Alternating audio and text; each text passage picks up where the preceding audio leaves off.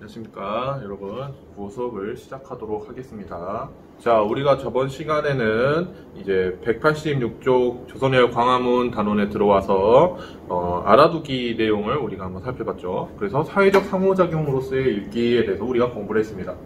그래서 읽기라는 거는 자신의 어떤 관점이나 이런 걸 형성하는 데도 도움이 되지만, 그 읽기를 통해서 깨달은 점이나 새롭게 알게 된 점, 또는 새롭게 구성된 어떤 자신만의 가치관, 세상을 보는 눈이나 이런 것들을 다른 사람과도 상호작용을 할 수 있다라고 했죠. 그래서 서로 소통을 하는 그런 방법으로도 우리는 독서를 활용할 수 있다. 그래서 사회적 상호작용으로서의 읽기에 대해서도 우리가 한번 알아봤죠. 그래서 독자는 글을 읽는 과정에서 자신이 속한 사회 맥락을 이해하고 다른 구성과 상호작용할 수 있기 때문에 이러한 독서를 우리는 활용할 수 있다. 독서의 가치에 대해서 우리가 공부를 했었습니다. 그리고 이제 본격적으로 이제 오늘부터 할 거는 바로 조선해열 광화문이라는 설명문입니다. 역사적인 어떤 내용이 담긴 설명문이에요. 그래서 광화문과 관련해서 어떤 내용이 펼쳐지는지 대충 우리가 읽기 전에 훑어보기를 우리가 했었죠, 저번 시간에. 그 다음에 이제 여러분들이 직접 읽어오게끔 선생님이 설명을 드렸었습니다. 그래서 이번 시간에는 이제 본격적으로 조선해열 광화문을 한번 어떤 내용이 들어있는지 한번 분석을 해보도록 할게요. 그 전에 선생님이 앞에 올려드린 광화문과 관련된 어떤 동영상이 있을 겁니다. 그래서 그거를 시청하고 다시 이 강의를 들으셔도 될 것 같아요. 그래서 광화문과 관련된 어떤 자료를 찾아본다든지, 선생님이 올려준 것처럼 어떤 동영상을 한번 찾아서 한번 봐본다든지, 이런 것도 읽기 전에 우리가 충분히 할 수 있는 내용들입니다. 또는 읽은 후에도 우리가 그런 것들을 더 찾아볼 수 있는 거죠. 그래서 이런 것들이 다 독서의 어떤 과정 중에 하나고 전략 중에 하나다. 그래서 한번 동영상을 한번 보시고 다시 한번 글을 읽으면 또 다른 느낌이 드실 겁니다. 자, 우선 한번 봅시다. 이제 일제강점기의 광화문 아픔을 겪다라는 이 글의 특징은 각각의 그 부분별로 소제목이 들어있죠. 이런 걸 소제목이라고 하죠. 이걸 이제 큰 제목이고, 본 제목이고, 각각의 부분에 따라서 의미 덩어리에 따라서 소제목으로 이렇게 나눠놓고 있습니다. 일제강점기의 광화문 아픔을 겪다. 그래서 우선 첫 번째로 이제 설명하고 있는 거는 광화문의 이름의 유래, 광화문이라는 이름의 유래에 대해서 설명하고 있죠.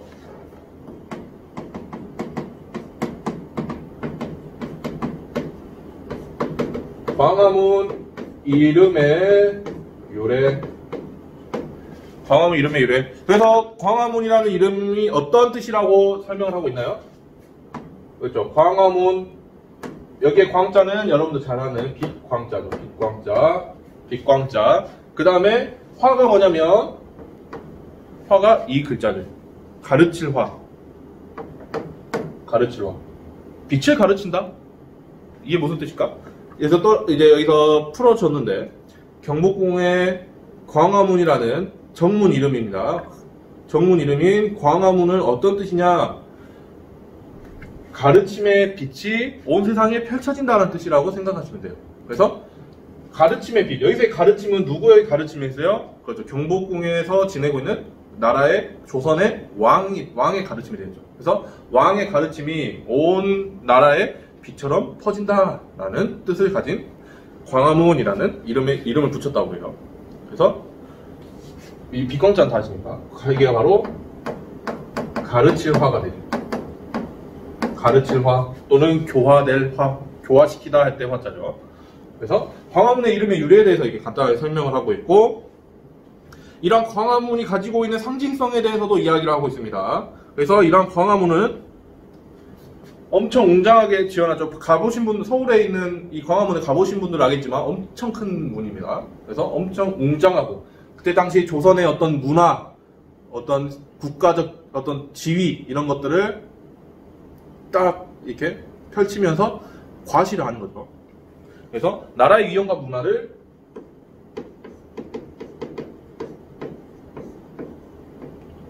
나라의 위엄과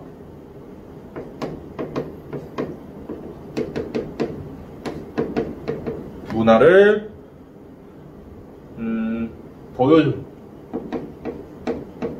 보여주는 역할을 한다고 볼 수 있겠죠. 한나라의 왕이 사는 집인데 정문을 쬐까맣게 지어놓으면, 이만하게 지어놓으면 어떻겠어요? 아, 이 나라는 별 볼 거 없네, 이렇게 생각하겠죠. 이제 우리나라, 이제 조선을 방문한 사람들이. 근데 이렇게 엄청나게 큰 이 문을 딱 지어놓으면, 아, 이 나라를 무시하면 안 되겠구나, 이 나라의 문화는 엄청난 발전을 한 나라겠구나, 이렇게 뭐 생각을 하겠죠. 그래서 이런 식으로 조선이라는 나라의 위엄과 문화를 보여주는 어떤 역할을 하기도 했다. 자, 그러고 나서 다음 문단, 이 문단을 봤더니 이제 어떤 내용이 나와요?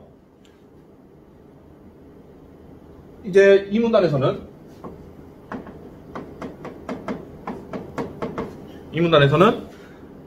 원래 경복궁의 어떤 구조는 일직선상을 이루고 있었대요. 뭐 여기다가 그럼 이제 경복궁을 위에서 내려다 보면 이런 식으로 경복궁 터가 있을 것이고, 뭐 이런 식으로 건물이 일직선상으로 이렇게 이어져 있었다고. 이런 식으로 뭐 근정전도 이렇게 있을 것이고, 왕이 뭐 자고 뭐 지내는 생활하는 것도 이렇게 있을 것이고, 뭐 이런 식으로 일직선상으로. 그리고 이쪽 뒤에는 서울 가보신 분들은 알겠지만 북한산이 이렇게 있습니다. 북한산. 그리고 아래는 이제 서울이 이제 이렇게 쫙 펼쳐지겠죠. 그래서 이렇게 일직선상으로 건물을 이렇게 지었었대요. 그런데라는 내용 연결 표현이 나옵니다. 그런데 그러면 어때요? 앞에 나온 내용과 약간 반전되는 내용이 나온다고 했었죠. 그런데 이제 조선이 이제 망하고 일제 강점기에 들어서서 이제 일본이 이제 우리나라를 지배하기 시작합니다. 그랬더니 어때요? 총독부를 어디다 세워버렸어? 바로 여기다가 총독부를 세워버린 거예요. 이제 뒤쪽 보시면 191쪽에 보시면 엄청 큰 현대식 건물이 보입니다. 이게 바로 그 조선 총독부예요. 보시면 어때요? 경복궁 광화문 뒤쪽에 엄청 큰 건물을 세워가지고 이런 뒤에 있는 건물들이 아예 보이지가 않죠. 그리고 조선 총독부를 여기다가 세워버리니까 광화문이 엄청 작고 왜소하게 보입니다. 비교적으로. 아무튼 이런 식으로 조선 총독부를 세우면서 광화문을 어떻게 해버렸다고. 원래는 일직선상에 있었던 광화문인데 이 조선 총독부 정문을 어떻게 맞추려고 하다 보니까 얘를 이렇게 약간 삐딱하게 세워버렸답니다. 이렇게 이런 식으로 약간 삐딱하게 고쳐버렸어요. 바꿔버렸어요. 그래서 관악산이 아닌 남산을 바라보게 했다. 원래는 북한산이 이렇게 있고 관악산이 남쪽에 이렇게 정면에 이렇게 있는데 삐뚤게 해가지고 이쪽에 있는 남산을 보게끔 만들어버렸다고. 그럼 어떠겠어요? 우리나라의 어떤 전기나 이런 게 흐르지 못하겠죠. 그 내용이 나옵니다. 그래서 남산에는 당군을 비롯한 여러 신을 모시는 국사당이 있었고, 일제는 이 국사당을 허물고 그 자리에 신사를 설립해버렸다. 이 남산에다가 원래 우리나라 신을 모시는 국사당이라는 곳이 있었는데 그걸 허물어버리고 신사를 이렇게 지어버린다. 신사. 뭐 이런 식으로 생겼다는 거야. 신사. 그래서 어때요? 우리나라의 위엄과 문화를 보여주는 역할을 하는 광화문이 일본의 신사를 바라보게끔 만들어버린 겁니다. 얼마나 자존심 상하는 일이겠습니까, 이게?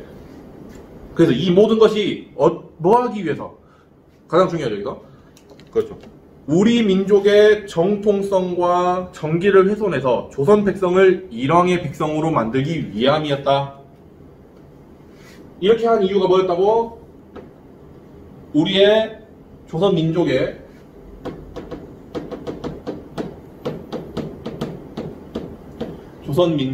정통성과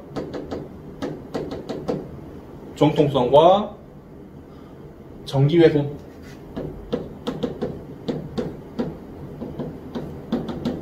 이 정기를 훼손함으로써 일제가 얻을 수 있는 효과가 뭐였어요? 우리 조선 백성이 일왕의 백성이 되는 것으로 바꿔버린 거예요. 조선 백성을 일왕의 백성.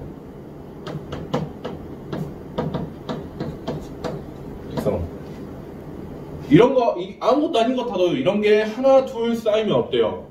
점점 그 나라의 국민의 어떤 가치관이 어떤 사상이 달라지게 됩니다. 이런 것뿐만 아니라 일본이 한 행위 중에 하나도 뭐가 있냐면 우리나라의 줄기 중에 하나인 엄청 큰 산맥 중에 하나인 태백산맥, 이런 산맥들을 찾아다니면서 엄청나게 긴 이런 뭐라 하죠? 철로 만든 막대기 같은 게 있어요. 그런 거를 박아놨다는. 그래서 우리나라의 어떤 전기를 끊어버리기 위해서 그런 행동들을 서슴지 않게 했었던 거죠, 일제가. 그런 것들을 하나하나 해나가면서 우리 백성들이, 조선의 백성들이 일본에 저항하거나 어떤 조선의 어떤 백성으로서의 어떤 자긍심이나 이런 것들을 하나하나 지어나가는 거예요. 지어나가는 어떤 일환으로 이런 것들을 한 거예요. 그러다 보면 이제 우리는 이제 일본의 지배를 받는 게 당연하구나, 뭐 이런 식으로 조선의 백성들의 머릿속에 각인이 되겠죠, 점점. 그런 걸 노린 겁니다, 일본이. 그래서 조선의 백성을 일왕의 백성으로 만들기 위한 어떤 하나의 방법 중에 하나였던 거예요. 그래서 이처럼 광화문은 이름과 달리 순환의 역사를 많이 겪었습니다. 구한말부터 오늘에 이르기까지 우리 민족이 온몸으로 받아내야 했던 근현대사의 비극을 압축해서 담고 있는 셈입니다. 그래서 이 부분은 이제 2문단, 3문단이 되겠죠.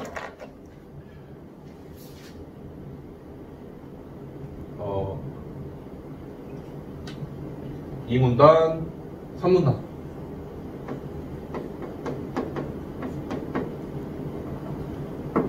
이 부분은 이제 어떤 내용이다?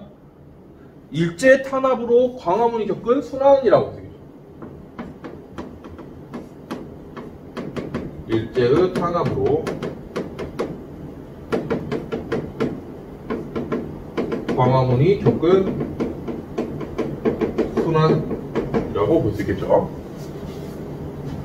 이런 것들. 자, 그 다음에 이제 이렇게 해서 소제목의 내용이 이제 이해가 되죠. 소제목의 의미가 일제강점기 광화문 아픔을 겪었다. 어떤 아픔을 겪었냐? 이런 아픔을 겪었다라는 거죠. 그 다음, 송독부의 새 청사 광화문을 밀어내다. 지금 송독부 새 청사가 지금 광화문 뒤에 이렇게 지어져 있는 상황에서 제국주의 일본이 조선을 병탄한 지 6년째 되는 해, 1910년도에 지금 일본이 한일합방을 했죠. 그러니까 한 1916년 정도가 되겠죠. 6년째 되는 해, 조선 총독부는 새 청사를 짓겠다고 나섰습니다. 조선을 영원히 식민 통치하겠다는 그들의 야욕은 날이 갈수록 더해갔습니다. 일제가 새 청사의 터로 선택한 것은 500년 조선 왕조를 호령했던 경복궁 앞들이었습니다. 지금 이제 이 경복궁 청사를 짓는 어떤 과정에 대해서 설명을 하고 있네요. 그래서 여기가 이제 경복궁의 앞들이었어요. 앞들이었는데 여기다가 이제 그 엄청 큰 건물을 지어버린 거죠. 그래서 네 번째 문단은 새 청사를 짓기로 한 조선 총독부.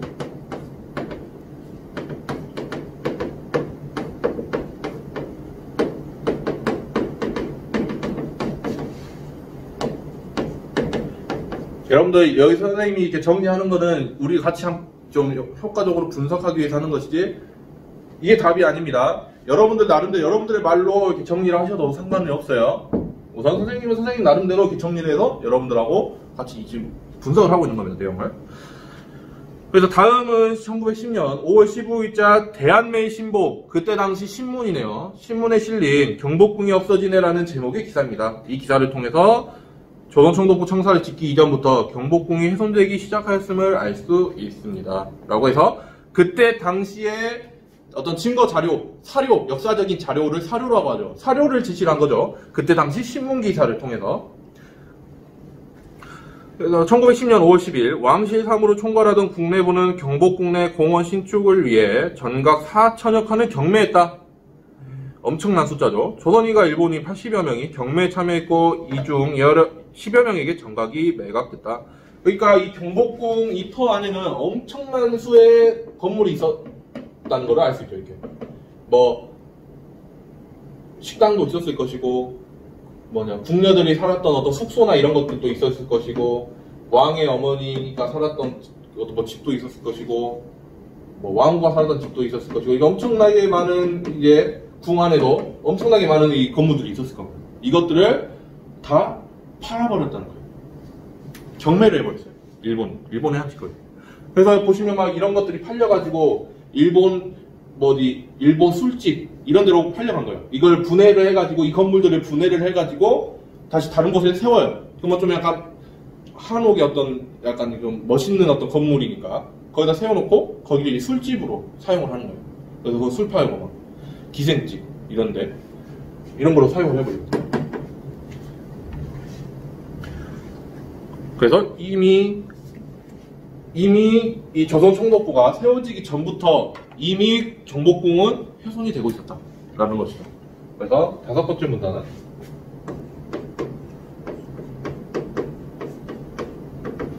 이미 훼손되고 있던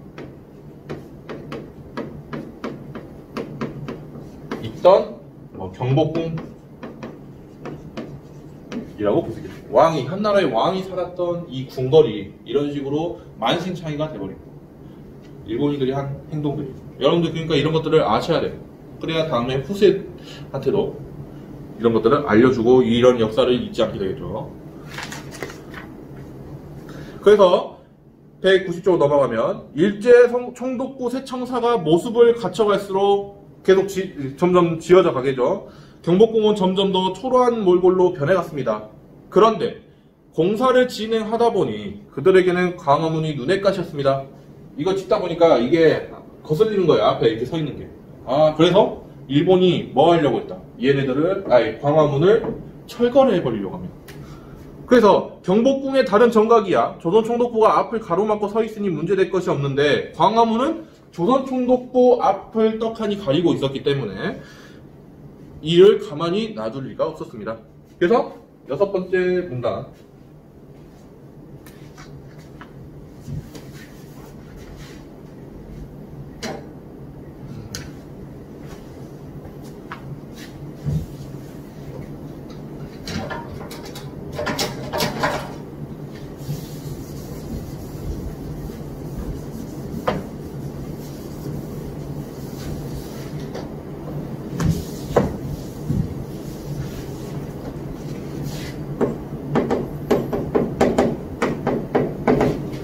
여섯 번째 문단은 이제 눈의 가시가 된 광화문이라고 제목을 지으면 될 것 같아요. 일제의 눈에 거슬리는 광화문 이런 식으로 정리를 하면 될 것 같습니다. 어떤 표현을 쓰든 여러분들 나름대로 마음에 드는 표현을 쓰셔서 정리를 하시면 돼요. 일제 눈에 거슬리는 광화문. 그래서 일제는 지금 광화문을 철거를 해버리려고 합니다. 사라지려는 한 조선 건축물을 위하여 결국 이제 공식적으로 발표를 하게 돼요. 1921년 5월 동아일보는 광화문 사진을 커다랗게 싣고 일제 광화문 철거 계획을 처음으로 폭로했습니다. 이제 이거를 광화문 철거한대 라고 이제 공식적으로 언론에서 다루기 시작한 거죠. 그래서 총독부 세청사가 완공될 무렵에 광화문을 헐어버릴 계획이라는 어떤 그런 내용의 기사였습니다. 그래서 대한매일 신보도 마찬가지로 광화문 보존 문제에 대해서 기사를 실어서 이 문제를 다루었던 거죠. 그렇기 때문에 광화문이 철거된다는 소식이 이제 우리 조선에 전체에 이제 돌기 시작하겠죠. 이야기가 이제 퍼지기 시작하겠죠. 그리고 몇몇 일본인 학자들도 조선 총독부의 처사가 부당하다고 지적할 만큼 이 일제의 이런 몰지각한 이런 행동들이 지금 만천하에 공개가 되고 있는 겁니다. 그래서 7번째 문단에서는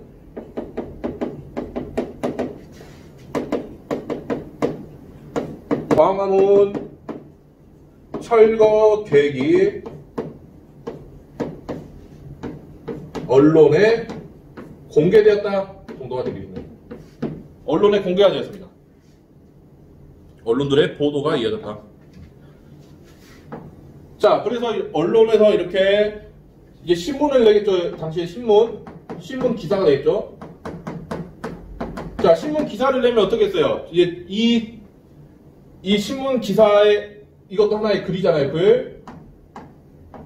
이 글을 이제 조선 백성들이 읽겠죠. 그리고 나서 자기들만의 어떤 생각을 이제 가지게 될 것입니다. 광화문은 도대체 왜 철거를 한다는 거야? 하면서 분노를 느끼는 사람들도 있고, 그거에 대해서 비판적으로 바라보는 시각을 가지게 되는 사람들도 있을 것이고, 반대로 뭐 옛날 것이니까 뒤에 더 좋은 건물이 생긴다니까 뭐 철거하는 건 당연하겠지라는 그런 생각을 가지는 사람들도 있겠죠. 하지만 대다수 이제 우리 조선 백성들은 그거에 대해서 분노하는 어떤 그런 가치관을 갖게 되겠고, 그거에 대해서 혼자 분노한 그 생각을 혼자 가지고 있지 않겠죠. 그거를 어떻게 써요? 다른 백성들과 서로 상호 소통을 하겠죠. 이게 바로 독서의 상호작용의 효과라고 선생님이 설명을 드렸었죠. 근데 그 이제 효과가 이제 일어나는 겁니다. 그래서 신문 기사 글을 사람들이 읽고 그거에 대한 어떤 비판적인 또는 분노하는 어떤 그런 생각이나 관점을 갖게 되고, 그거를 다른 사람들과 상호작용하면서 이게 하나의 이 광화문 철거 계획에 대한 어떤 부정적인 여론이 형성이 되는 거예요. 부정적인 여론이 형성이 되게 되는 거예요. 그러니까 독서의 힘이 엄청난 겁니다, 이게. 한 사람의 생각으로 끝나면은 뭐 그걸로 그치게 되겠지만, 이 하나의 글을 읽고 그 사람들끼리 상호작용을 통해서 여론을 형성을 해버린다는 거예요, 여론. 그 집단의 공통적인 어떤 생각, 의견을 여론이라고 하죠. 그래서 이제 어떻게 했어요? 조선 백성들이 이제 들고 일어납니다. 반대하는 거예요. 그래서 어떻게 돼요? 예상치 못한 거센 여론에 밀려서일까요? 일제는 광화문을 철거한다는 계획을 접고 대신 광화문의 자리를 옮겨버리려고 합니다. 그게 그거예요, 지금. 나쁜 놈들. 없애는 거라. 이거를 옮기는 거라. 그 자리에 있어야만 광화문으로서의 어떤 의미가 있는 것이고 가치가 있는 것이지. 옮기면 무슨 소용이 있겠습니까? 그래서 이런 언론 보도에 의해서 이제 8번째 문단은 이 내용이 되겠네요. 언론 기사를 통해서 부정적인 여론이 형성됐다. 그리고 이 부정적인 여론으로 인해서 광화문 철거 계획을 철회했다. 일제가 광화문 철거 계획을 철회하였다. 다시 취소했다는 소리죠. 철회. 그래서 8번째 문단은 이런 식으로 이렇게 정리를 할 수 있겠네요. 내용을. 그리고 또 1923년 10월에 광화문 앞 양측에 수문장 노릇을 하던 혜태 석상이 도전이 철거되고 말았습니다. 이 혜태가 뭐예요? 그 옳고 그름을 구별하는 그 상상의 동물입니다. 그래서 광화문 앞에 이렇게 광화문이 이렇게 있으면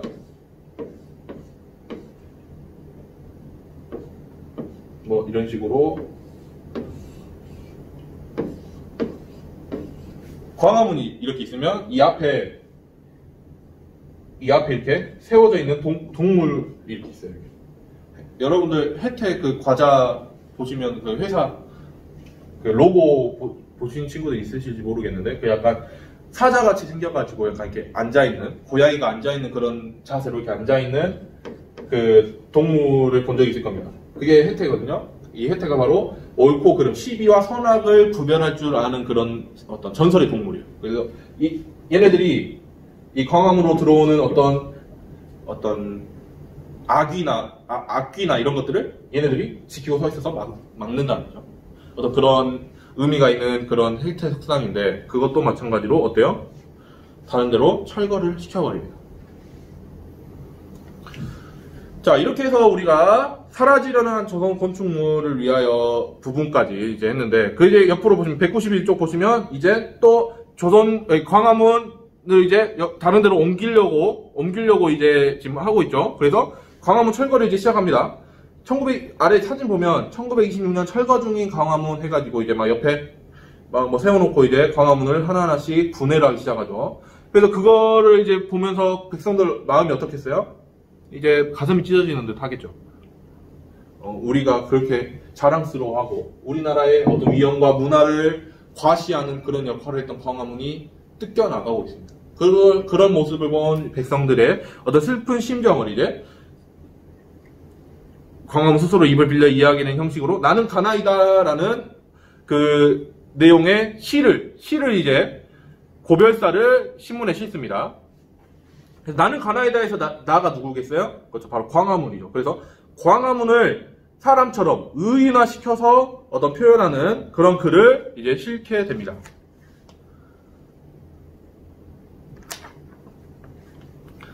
그 다음 이제 1926년 7월 22일 광화문 철거 작업이 시작되고 이제 경복궁의 동쪽 문이라고 하는 건춘문이라고 하는 그 옆으로 이제 옮기는 그런 작업을 시작한 거죠. 그렇지만 선생님이 앞에서 말했던 것처럼 광화문은 이 경복궁 앞에 이렇게 서 있어야 광화문으로서의 의미가 있는 것이고 광화문으로서의 역할을 하는 거예요. 그렇기 때문에 여기서도 이야기를 하고 있죠. 본래 광화문은 이 본래 자리를 뜨는 순간 그 존재 가치는 빛이 바르게 된다. 그렇죠.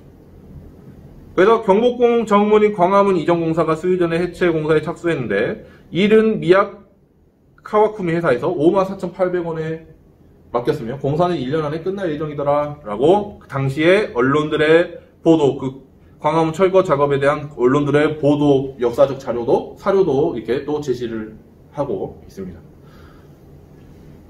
자, 우선은 이제 우리가 사라지려는 조선 건축물을 위하여라는 소제목까지 우리가 한번 공부를 해봤고, 다음 시간에 계속 이어서 다만 그를 위하여 아까 오지잘 뿐이라 그 부분부터 이제 이어서 하고 이제 학습 활동 문제를 풀어보도록 하겠습니다. 이상 수업을 마치도록 하겠습니다.